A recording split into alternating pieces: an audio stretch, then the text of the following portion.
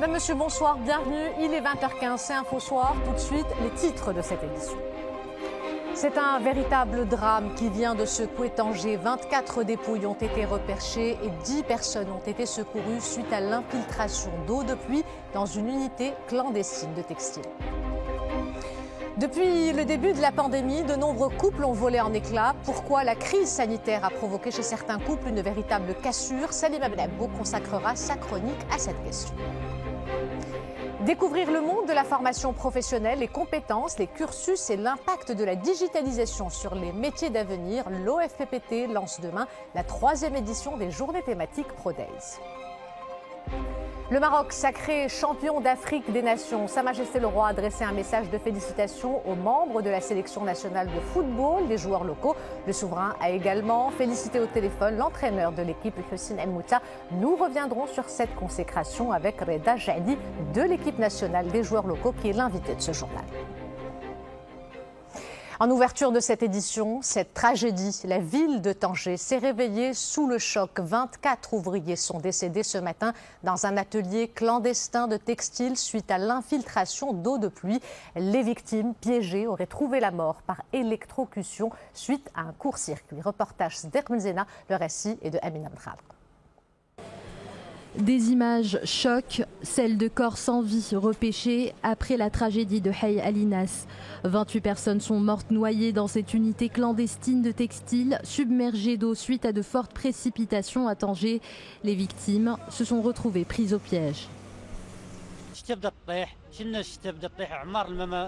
Il a commencé à pleuvoir. La porte était fermée et l'eau a commencé à s'introduire peu à peu dans l'atelier. Mais tout a basculé en l'espace de 30 secondes.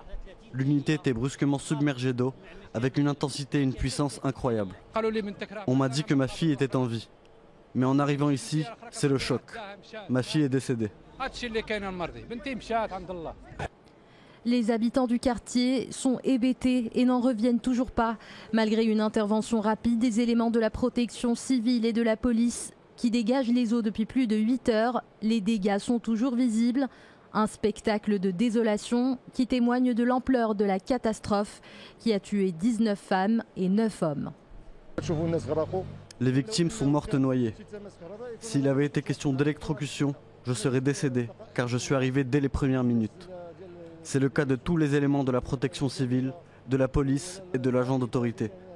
Ce qui s'est passé, c'est que les eaux ont subitement submergé cet espace confiné et ces victimes se sont retrouvées coincées sans aucune issue de secours. Les investigations se poursuivent pour déterminer les circonstances exactes de cette tragédie. Selon des sources officielles, le propriétaire de l'unité de textile aurait été interpellé par la police. Ce local clandestin, rappelons-le, aurait été submergé par les fortes pluies, des précipitations qui ont paralysé une partie de la ville de Tanger. La puissance du débit d'eau était telle que les eaux ont submergé certains quartiers. Reportage Fadel Saïdouni, Sdermzena, le commentaire est de Rizlan Taïbi. Il a suffi de quelques heures de pluie pour transformer le quartier Mesnana en une zone lagunaire. L'eau a tout submergé et les dégâts sont importants. J'ai tout perdu. Je ne sais pas comment je vais indemniser mes clients qui m'ont déjà donné l'échec. Le niveau de l'eau dans mon magasin a atteint 1,5 m. Toute ma marchandise s'est abîmée.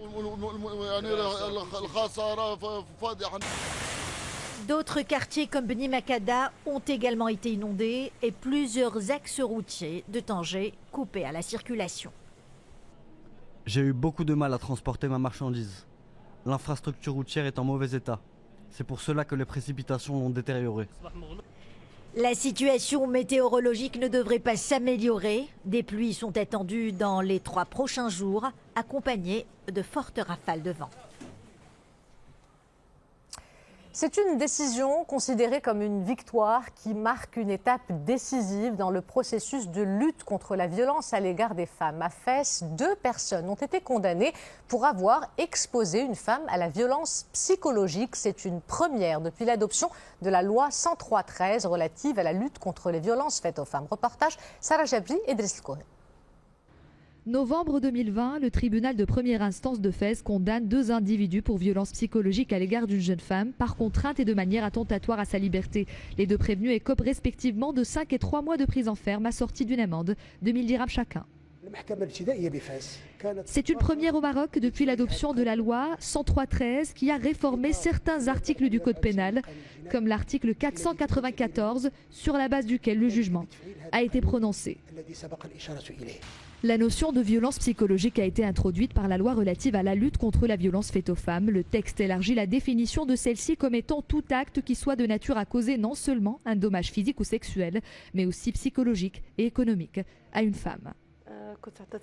En 2008, j'ai donné un chèque à mon époux. Il l'a donné à mon insu comme garantie à l'un de ses fournisseurs. Le chèque a été déposé et je risque la prison pour des faits que je n'ai pas commis. La reconnaissance de l'infraction relative à la violence psychologique est une victoire. Si la Cour d'appel confirme la décision rendue par les premiers juges, le jugement constituera une pratique en matière de jurisprudence, car la justice joue un rôle important dans la lutte contre ce phénomène. Selon le bilan des services de la gendarmerie royale, à fin septembre 2020, 16 590 affaires de violences faites aux femmes ont été enregistrées au Maroc. Plus de 7 000 d'entre elles étaient relatives à des actes de violence psychologique. Et parmi les différentes formes de violence, il y a la violence conjugale qui est à l'origine de nombre de divorces. Pour parler de ce phénomène en cette période très particulière de crise sanitaire, Salima Benabou nous a rejoint sur le plateau. Salima, bonsoir. Bonsoir Yassine, bonsoir à tous. Alors, est-ce qu'on peut répondre à cette question? Est-ce qu'il y a eu plus de divorces en 2020? Est-ce qu'il y a un indicateur fiable? Eh bien, pour le savoir, Yassine, nous avons contacté ce monsieur. Vous allez voir son visage apparaître dans un instant. C'est le docteur Moulay Bouchaïb Fadlaoui. Et qui mieux que le président de l'instance nationale des Hadouls peut nous répondre. Premier constat, il nous annonce qu'à Casablanca l'an dernier, 5 460 divorces ont été prononcés, alors qu'en 2019, c'était 6 260. Donc, a priori, moins de divorces en 2020 qu'avant. Mais ce chiffre, il est complètement faussé pour une raison. Écoutez. On ne peut pas affirmer pour l'instant que le nombre de divorces est moins important que l'année passée. Tout simplement parce que les tribunaux étaient à l'arrêt. Aucun dossier de divorce n'a été examiné pendant une longue période. Seuls les dossiers urgents étaient traités en priorité sur décision du président du Conseil. Finalement, on manque un tout petit peu de recul, en tout cas à Casablanca, le temps que les tribunaux rattrapent le retard accumulé, étant donné que la justice a tourné au ralenti. Mais quoi qu'il en soit, la tendance haussière se profile, puisque pour l'instant, 16 000 divorces ont été enregistrés par les différents tribunaux du royaume. C'est 3 000 de plus que l'an dernier. En tout cas, cette tendance à la hausse, Salima, s'est affichée à l'étranger, d'abord en Chine lors du premier confinement, en Russie et plus récemment en Espagne. Comment est-ce qu'on peut expliquer ce phénomène? Eh bien, cette fois, Yassine, la réponse relève de la psychologie. Cloîtré à la maison, sans échappatoire possible, le premier confinement a mis à rude épreuve les familles et la difficulté était la même, que l'on soit à 2 ou avec des enfants. Il a fallu réapprendre à vivre ensemble à temps plein et ce huis clos forcé a été pour certains couples une épreuve insurmontable et pour d'autres un déclic. Écoutez. Maintenant, il y a aussi des couples qui s'entendent de mieux en mieux et qui ont eu l'occasion de se redécouvrir et s'entendre de nouveau durant cette période. Donc je pense que le confinement joue un rôle d'exagération de ce qui est sous-jacent et latent. D'ailleurs, on l'a vu en Chine et en Espagne, certains couples se sont ravisés au moment du déconfinement. Voilà pourquoi ce phénomène est surnommé le Covid-divorce. Et qu'en est-il des mariages, Salima? Là encore, Yassine, vous allez le voir dans un instant. En temps normal, à Casablanca, quelques 31 000 demandes de divorce sont déposées. En 2020, ce chiffre a été diminué d'un tiers. La situation semble similaire au-delà de la capitale économique, puisque par exemple à Oujda, il y a eu à peine 2000 mariages contre 5000 en 2019. À l'origine de cette baisse, plusieurs explications. La première, le virus qui s'est interposé dans les rencontres, au même titre que la distanciation sociale, la fermeture des lieux publics, des cinémas, des restaurants, l'interdiction des fêtes et des rassemblements publics et privés. Et enfin le port du masque. De quoi se poser une autre question, Yassine, comment se font les rencontres par temps de Covid? Merci Salima pour ce décryptage. On vous retrouve la semaine prochaine pour un nouveau regard sur la société. Le Maroc, qui a été le premier pays d'Afrique à lancer sa campagne de vaccination contre le Covid-19, poursuit son opération à travers les différentes régions du royaume. Les bénéficiaires de cette première phase continuent de se rendre au point de vaccination où ils reçoivent la première dose du vaccin dans la province d'Essaouira. C'est la famille de l'Éducation nationale qui poursuit sa mobilisation et son adhésion pour contribuer à la réussite de cette campagne. Et depuis le lancement, le 29 janvier, de cette opération de vaccination à ce soir, 18h, plus de 550 000 personnes ont reçu la première dose du vaccin. Vous le savez, le chiffre est communiqué chaque jour par le ministère de la Santé. Autre chiffre, il concerne la propagation du virus. Depuis hier, 18h, 234 nouveaux cas de contamination ont été enregistrés au Maroc, un intervalle durant lequel 14 décès ont été annoncés. Concernant les guérisons, 493 rémissions ont été répertoriées à travers les différentes régions du royaume.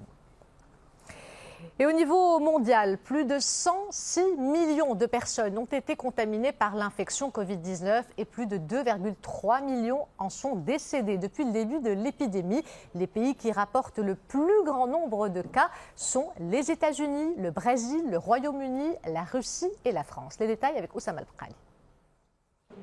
C'est une première depuis plusieurs mois aux États-Unis. Les nouveaux cas de Covid-19 sont en baisse de 16% cette semaine, représentant moins d'1 million de personnes. Malgré cette décroissance significative, le nombre de décès, qui est également en diminution pour la première fois depuis mi-octobre, demeure supérieur à la barre des 20 000, dépassant largement la moyenne mondiale qui s'élève à plus de 13 000 morts par semaine. La tenue du Super Bowl, événement sportif massif outre-Atlantique, inquiète déjà sur la possibilité de l'émergence d'un cluster en Californie. Toujours aux Amériques, la réception des premières doses du vaccin Sinopharm à l'aéroport George Chavez se fait sous les applaudissements du président péruvien Francisco Sagasti. 300 000 doses qui permettront de débuter la campagne de vaccination dans ce pays où les hôpitaux peinent à tenir face à la hausse des cas enregistrés ces dernières semaines. En France, le ministre de la Santé Olivier Véran a bénéficié de la première injection du vaccin anglo-suédois AstraZeneca. Ce dernier a été approuvé par la Haute Autorité de Santé française mardi dernier, après la réception ce samedi d'un premier lot de plus de 273 000 doses. Dans l'Hexagone, la campagne de vaccination concerne en priorité les professionnels de la santé et du secteur médico-social de moins de 65 ans.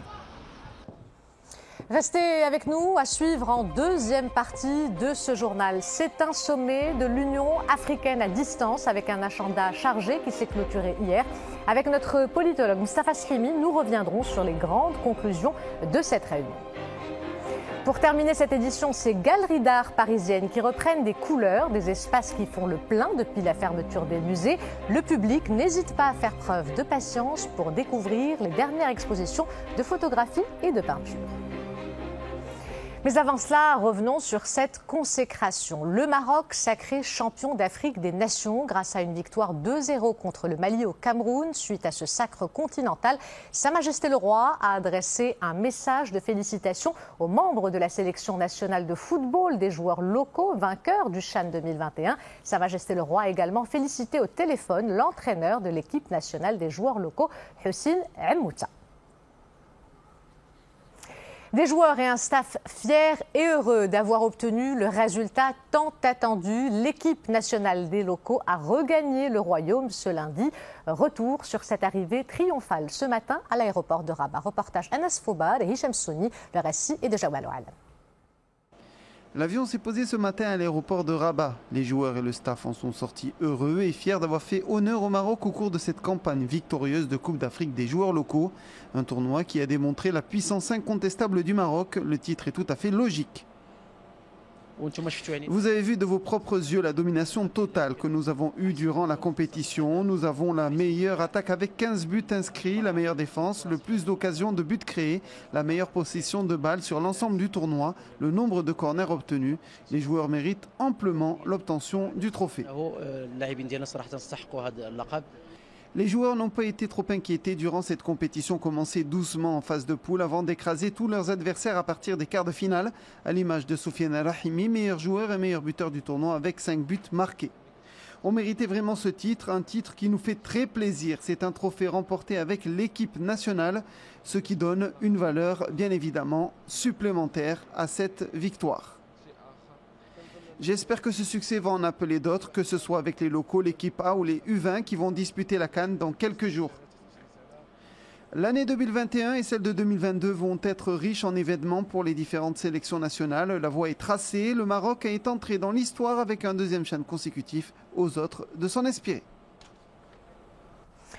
Déjà vainqueurs en 2018, les Lions de l'Atlas deviennent la première sélection à remporter la compétition 2 fois de suite en battant le Mali en finale. Pour le sélectionneur national des joueurs locaux, Houssine Emmouta, la finale du CHAN 2021 a été difficile contre un adversaire à la défense bien organisée. Reportage au Cameroun de notre envoyé spécial Marwan Zghari. Et quelle victoire décrochée par les Lions de l'Atlas hier soir aux dépens des Aigles du Mali. Une victoire amplement méritée qui place nos botolistes au sommet du football africain comme étant la seule nation à remporter le titre pour la 2e fois consécutive. Moi je ne crois pas qu'on est venu ici pour donner des leçons de football parce que je crois qu'on a développé un bon football, que ce soit sur la position, que ce soit sur les ballons arrêtés. Malheureusement, on n'a pas beaucoup marqué par ballon arrêté, mais ça a été un petit peu efficace dans cette finale. Je crois qu'on s'est créé beaucoup d'occasions de but, donc on a produit un jeu offensif. Après sa finale ratée en 2016 face à la République démocratique du Congo, le Mali voulait absolument s'imposer face au Maroc en adoptant une attitude plus agressive pour récupérer le ballon. Sauf que le Maroc, considéré meilleure équipe du championnat, ne s'est pas laissé faire. On avait en face une très bonne équipe du Maroc. Je pense que c'est la meilleure équipe du tournoi. Et je profite de cette occasion pour féliciter le coach. Il fait du bon boulot. Et vu le nombre de buts qu'ils ont marqué, le Maroc a marqué, c'était pas facile, on le savait. Mais il fallait aussi prendre des dispositions par rapport à ça. Je pense qu'on a perdu ce match-là sur le détail. On n'a pas de regrets parce qu'on avait face à une équipe marocaine solide, mais on n'a pas démérité. Vu la première période, voilà, c'était un match équilibré des deux côtés. Voilà, en deuxième période, l'équipe marocaine a eu plus de réussite que nous. Voilà, je les félicite. Le Maroc a non seulement décroché le titre de champion du CHAN, mais a raflé 3 autres titres individuels. Anas Niti, meilleur gardien, et Sofiane Rahimi, meilleur joueur et meilleur buteur de ce championnat d'Afrique des Nations. Le triomphe de l'équipe nationale des joueurs locaux a eu un retentissement jusqu'à l'autre bout de la terre. New York, sur une côte est des États-Unis enneigée, où ce sont de nombreuses familles qui ont assisté dans la joie à la finale du CHAN. Reportage de notre correspondant sur place, le récit est de Jabal Wal. De l'autre côté de l'Atlantique, à des milliers de kilomètres du Cameroun, du Maroc et de l'Afrique, des cœurs battent aussi fort pour notre équipe nationale des joueurs locaux. Des Marocains résidant à New York se sont réunis pour suivre le triomphe des Lions de l'Atlas en finale du CHAN 2021. L'équipe nationale des joueurs locaux domine de la tête et des épaules cette compétition et ce n'est que logique qu'ils aient marqué ces 2 buts en finale. L'entraîneur Houssine Emmouta a bien lu le dispositif adverse. Le Maroc a remporté un 2e CHAN et rejoint donc la République démocratique du Congo qui a remporté 2 fois également la compétition. On espère qu'on va continuer sur ce chemin. Au coup de sifflet final, les amis explosent de joie et se congratulent. Cette belle victoire, ce moment passé en pensant à la mère patrie ne sera pas oublié. À quelques kilomètres, toujours à New York, une autre famille s'est réunie pour suivre la rencontre à la télévision. L'occasion pour ces personnes parties vivre le rêve américain de transmettre la fibre marocaine aux enfants nés en Amérique. Aujourd'hui est un grand jour. Notre équipe nationale joue et gagne. C'est une occasion pour transmettre à nos enfants l'amour de notre Maroc. La communauté marocaine établie à l'étranger n'a pas boudé son plaisir pendant le tournoi. Les effusions de joie après les victoires de l'équipe nationale ont été répétées partout dans le monde. Il est considéré comme la révélation du CHAN par la presse sportive. Les réalisations de Soufiane Rahimi ont pesé dans la balance. À la fin du tournoi, il a été logiquement récompensé par la CAF. Le joueur du Raja de Casablanca a reçu 2 trophées, celui du meilleur joueur de la compétition et celui du buteur de cette édition avec 5 buts. Et nous avons le plaisir de recevoir ce soir Reda Jadi de l'équipe nationale des joueurs locaux. Reda Jadi, bonsoir. Tout d'abord, félicitations pour cette victoire. Alors, durant toute la compétition, on a un petit peu ressenti une supériorité, une domination du Maroc. Est-ce que c'est une analyse que vous partagez? Bonsoir. Si je me permets déjà pour présenter mes condoléances aux personnes décédées et aux familles qui s'est déroulé à Tanger. C'est un drame national. Puis, bien sûr, aujourd'hui, on était considéré comme favori de la CHAN. On n'a pas été là-bas pour passer une partie de plaisir. Il fallait le confirmer. Et je pense qu'on a commencé petit à petit. Au début, c'était un peu plus difficile. Il fallait s'adapter au climat. Mais après, une fois qu'on a bien déroulé, on s'est montré beaucoup plus efficace et on a montré qui était réellement le Maroc. Alors, le Maroc vient de remporter le CHAN pour la deuxième fois consécutive après son sacre à domicile en 2018. Une compétition qui, rappelons-le, concerne les joueurs locaux de chaque pays. Ce triomphe, est-ce que c'est la preuve que notre championnat local est le meilleur d'Afrique? Je pense en tout cas qu'il est sur certains un des meilleurs. Parce que quand on regarde au niveau de la Champions League ou de la CAF, je pense que en tout cas l'année passée, il y avait 4 équipes en demi-finale. Et puis, quand on voit la CHAN précédente, c'est nous qu'on la gagne. Et on l'a encore confirmé hier que le Maroc est sur le toit de l'Afrique. Donc il faut qu'on continue comme ça et Inch'Allah encore des meilleurs jours à venir. L'équipe nationale des joueurs locaux a remporté sa compétition. Dans un an, c'est l'équipe A qui devrait disputer la CAN, l'épreuve africaine reine. Des éléments de votre équipe peuvent-ils intégrer cette sélection nationale et y jouer un rôle à la CAN? Bien sûr, en tout cas, c'est le souhait de tous les joueurs dans l'équipe A'. Donc aujourd'hui, toutes les décisions restent aux sélectionneurs. Nous, en tant que joueurs, on se doit de donner le maximum tous les jours sur le terrain et être performant. Et en tout cas, on a montré que le joueur local, il peut faire de très bonnes choses et j'espère, Inch'Allah, qu'il y en aura pour la prochaine CAN. Et on vous souhaite beaucoup de succès. Reda Jadi, merci d'avoir été avec nous. Merci à vous. C'est un sommet de l'Union africaine à distance avec un agenda chargé qui s'est clôturé hier. Les chefs d'État et de gouvernement se sont penchés sur plusieurs thématiques, notamment la grande réforme institutionnelle de l'UA, la question sécuritaire, sans oublier la crise sanitaire. Les détails avec Mamadou Dieng. Les défis sécuritaires continuent de préoccuper les chefs d'État et de gouvernement de l'Union africaine malgré un contexte de crise sanitaire généralisée. Le 34e sommet de l'organisation a mis l'accent sur l'impératif de faire face à ces menaces au fondement d'une Afrique solide. L'occasion de la clôture des travaux était aussi pour le président en exercice de rappeler la prolifération des foyers de tension un peu partout sur le continent. Un des dossiers phares inscrits à l'ordre du jour de ce sommet concerne la réforme institutionnelle de l'Union. L'organisation se fixe comme grand domaine d'activité la paix et la sécurité, les affaires politiques, l'intégration économique et la représentation du continent. Le 34e sommet de l'Union africaine a été également marqué par le renouvellement de l'instance dirigeante, une élection dans la continuité et qui renforce l'éthique de l'action de l'Union, souligne le chef de la diplomatie marocaine Nasser Bourita. L'élection a ainsi consacré la reconduction de Moussa Faki Mahamat à la tête de la commission pour 4 ans et l'ancienne gouverneure adjointe de la Banque nationale du Rwanda a été élue vice-présidente de la Commission de l'Union africaine.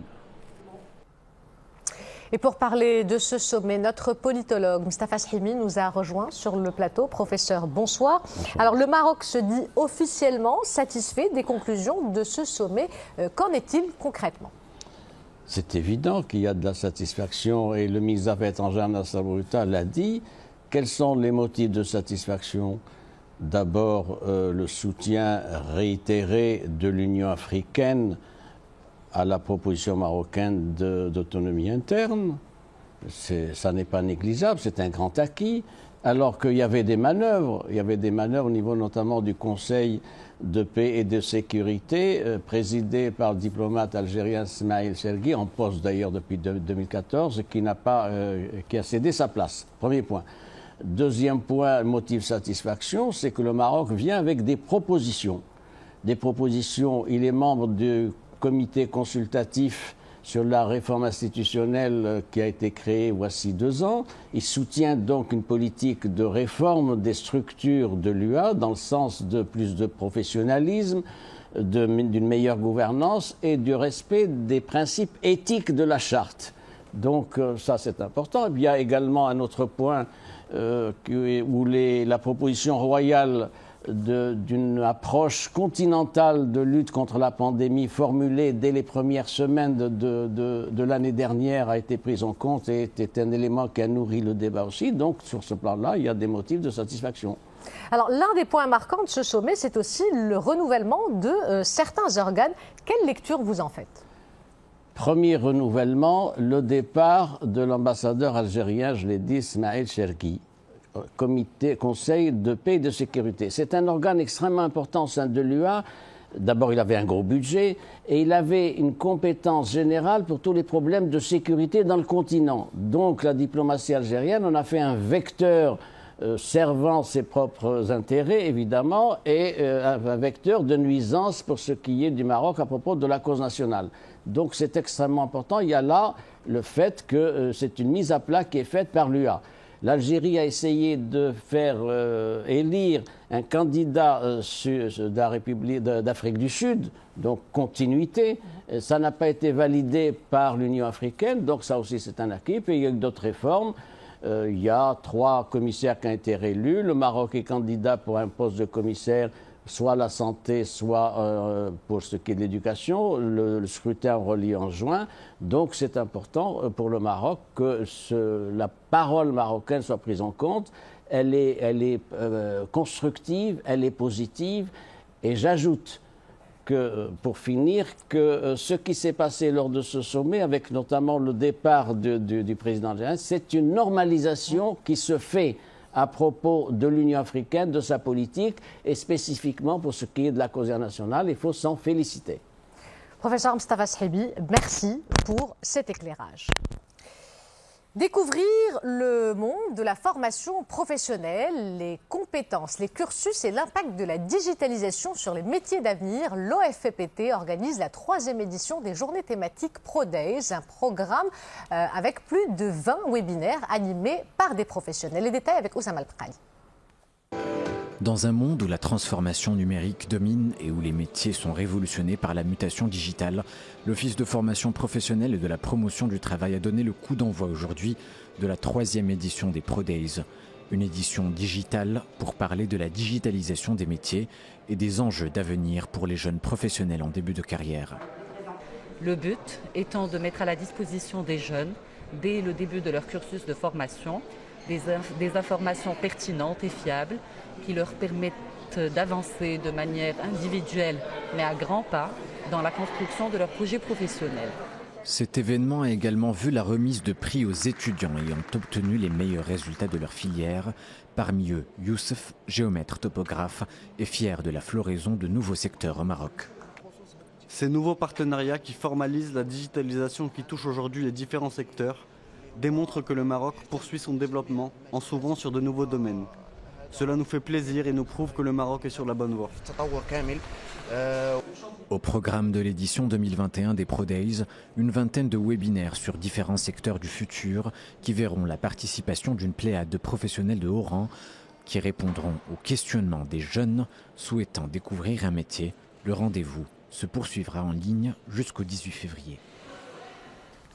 Une nouvelle consécration pour l'université Qadi Iyad de Marrakech. Elle figure dans le top 4 des meilleures universités de l'Afrique du Nord, d'après le dernier classement Webometrics, qui mesure la présence, la visibilité des universités mondiales, ainsi que la promotion de leurs articles scientifiques sur le web.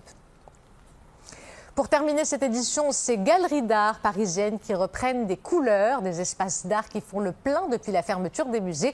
Le public fait même la queue pour découvrir les dernières expositions de photographie et de peinture. En plus des habitués, s'ajoutent les nombreux amateurs d'art frustrés par l'impossibilité de visiter les musées. Récit Samia Haris.